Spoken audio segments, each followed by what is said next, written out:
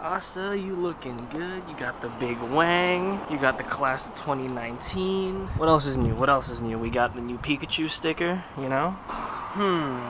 But what else is new? What else? This is new. And then we got a crazy gap now between the lip and the bumper. That is Asa's current state. Let me explain. So today is currently June 3rd. I actually wanted to start or restart a series on June 1st and like make it almost a daily vlog if I could. If you've been following me for a while, you're familiar with the Road to Greatness. I did 2 seasons of it and I was going to launch a 3rd. However, on May 27th, Asa, the WRX, got hit again.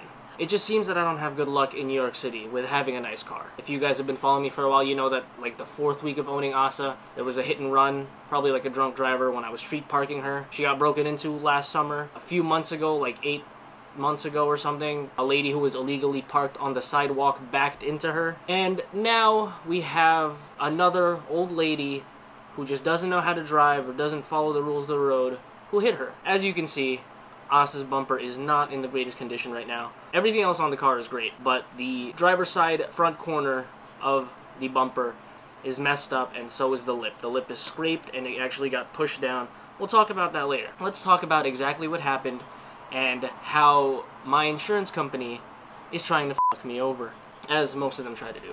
So, here's what happened. May 27th, 2019, about 3:50 in the afternoon, I was going to pick my mom up. I parked my car in Astoria Park. There's like a strip. Let me draw it out. Oof, sidewalk, road. Okay, I'm drawing. I'm currently, you know, so that way you understand. And then sidewalk. This is actually a bike lane, and this is parking. All right. So this is how the day looked. This is the bike lane. I was parked here, and the parking. This is a one-way. This is a one-way road. You can only go one direction, and there's only one road. It's a one lane, but there's a bike lane and there's parking. So yeah, I was parked in the parking lane. You know, just a regular day. There were a lot of people out. It was a gorgeous, gorgeous day. Tons of people out, nice cars. You know, everyone's relaxing. But I have to go pick my mom up at 4. So I get in my car and I signal. Hit the signal, make sure my lane is clear, and I cut the wheel and I start moving. Keep in mind, it's a manual all-wheel drive car.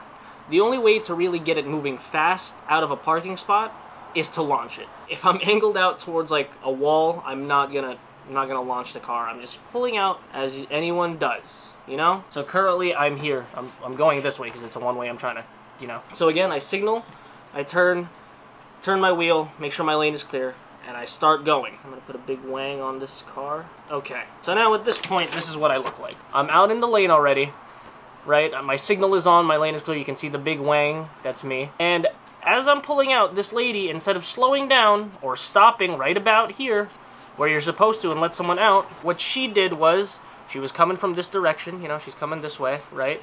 Instead of stopping or slowing down around here, she decided that she was not gonna wait, right? And she was just gonna drive onto the bike lane, try to go around me, and then cut back. Right? And once I saw her like around here, I stopped. I stopped the car and I was like, okay, she's obviously just trying to get around. So I stopped my car. She's going around, she drove on the bike lane a little bit, but instead of going all the way around me, she cut in way too soon. Now, keep in mind, she has like this like medium-sized SUV. I'm gonna draw it again.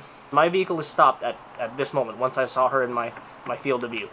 Now, she tries to come up, she drives on the bike lane a bit, but rather than go like all the way around onto the bike lane and like over, which is already illegal, she tried to cut back in way too soon, and this is what happened. Her like stepwell side skirt thing hits my car, and she just scrapes it all the way down. A lot of people were looking on. They couldn't believe what they just saw.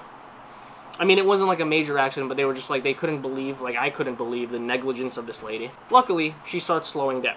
Great. I know she's about to stop, or at least I think she is, so I get my insurance ready. I'm about to go approach her and be like, hey, I need your insurance, you hit my car. Instead of coming to a complete stop, she slows down a little bit and then just goes. So at this point, there's like people gathered around my car looking at the damage. I'm honking, I'm like, please move. And I catch up to her and I put my car in front of her car. I'm honking at her. The first thing I say when I get out is, I need your insurance, and she says, I hit you? And I said, yeah, you hit me. You know what this lady does? Do you know what this lady does? She called the cops on me. She literally called the police and told them that I was being aggressive towards her for asking for her insurance. So because she said I was aggressive, the cops showed up, and then funny enough, they were the same cops that took my statement when my car got broken into. So they were like, "Oh, we recognize you. We see the car." We eventually swapped insurance, and the lady was like, "Oh, I didn't hit you," and I was like, "There's literally white paint on your side skirt from when you clipped me and then proceeded to drag your car along my bumper." I'm gonna overlay pictures just so you guys see that this is like undeniable that she like scraped the white paint off my bumper. So yeah, that happened. We exchange insurance and we go on our way. I call my insurance company, which is, you know, represented by a lizard, and funny enough, her insurance company is also represented by a lizard, but we'll get into that later. So I call them, I say, "Hey, like, my car was hit, yada yada yada, this is what happened, here's when it happened, here's where it happened, this is exactly how it happened, blah blah blah blah blah." They said, "All right, great, you know, we'll take it, we took the statement, we'll reach out to the other party," all of that. This was on what day is it? Wednesday? It was on the 27th. So I call back every day for the next few days until Friday, trying to see, you know, who's liable and all that. And I called them on Friday, and they said, "Oh, good news, we determined that you're not liable for the accident." And I said, "Great," because I wasn't. I did everything properly that anyone could have. And this lady, who was not patient or not paying attention, tried to go around me. She tried to drive on the bike lane instead of waiting for me to get out completely and just be in front of her. And in the process of driving on the bike lane, cut in too early and hit me. So I knew I wasn't liable. And I said, "Great, then I would like my car fixed under her policy." This is when things got really bad. Like, really, really annoying. The insurance company tells me, "Well, here's the thing, sir. We can't hold her liable because she claims that she wasn't involved in the accident." What? What the fuck? She says, again, I can't make this up. She told the insurance company that she was not involved in this incident when there's pictures of her car there. There's pictures of the damage on both of our cars, which line up to each other. And yet she claims she wasn't there. And because of that, they said, "We can't hold her liable. But if you want, you can get your car fixed through your collision coverage." Here's the thing about my collision coverage, though. I have a $1,000 deductible. Now, if you guys don't know how insurance works, a deductible is you're responsible for whatever that amount is before insurance steps in and pays for the rest. But here's the thing about the damage done to the car. It's going to be a little over or like just under or just at about $1,000. Say the bumper costs $1,200 to fix. Insurance is only going to have to pay $200, and I will have to cover the first $1,000 out of pocket. That's a little bit ridiculous. And, you know, had insurance just, you know, held her liable like they should have, then this would all be fixed, no problem. I wouldn't have to pay a penny to fix my bumper. Granted, the damage isn't bad, but it's annoying because it's very noticeable. And, you know, the lip is, like, hanging lower now because she ripped the lip down a little bit and the paint is messed up. So it's just a pain in the neck to get fixed, and if I go through my coverage, I would have to pay my own money. And, you know, yeah, it's not the most expensive thing, but it's also pretty fucking expensive. And the thing that really gets me is that it's expensive and it's unnecessary spending, because it's her fault, you know, so why am I getting punished for it?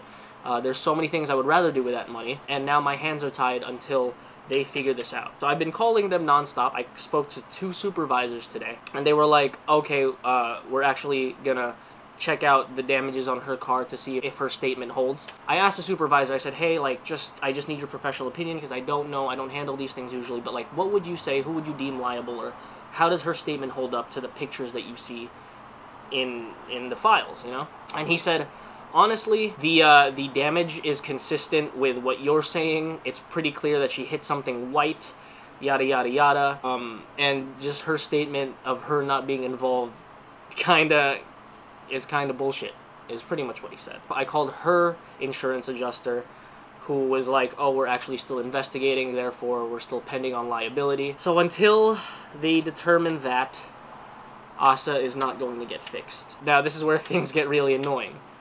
It's June 3rd right now. Wicked Big Meet is 27 days away. So I want to get this car fixed. I want to get this car fixed and looking good and ready for that meet, because that's like the one yearly car show, car meet thing that I'm like super amped about. And now I'm not sure if it's going to be fixed, because they said it can take up to 30 days for a claim to get resolved and yada yada yada, because you know how insurance companies, they just take your money, they just take it, just take your money, And then when it's time to pay out, they're like, we're not sure if we really want to pay you. So that's where I stand. But yeah, I hope you guys are doing better than me. Again, I'm sorry that I haven't been uploading for a while. This is, you know, like, this isn't even a fun video. This is like therapeutic for me, and I just get to like vent my frustration and let you guys understand where I've been and why I haven't been too active posting. It's because like it gets hard to want to mod your car, to drive your car when you know there's like damage to it. It's annoying. And now if I have to shell out the money myself to get this bumper fixed, to get a new lip and all that, it takes away at least $650 from my own bank account, which is honestly like a set of wheels that I was looking at, or like half of a set of wheels, or 3/4 of a set of wheels that I was looking at. So yeah, that's my frustration. I hope you guys are doing better than me. This again is not like an official vlog episode, and my next official vlog episode I'll talk about where I've been and all that, and I'll probably mention this again. But yeah, that's that's just a quick update on where I've been. Recap: Subie down, insurance is trying to f me. Have a good day.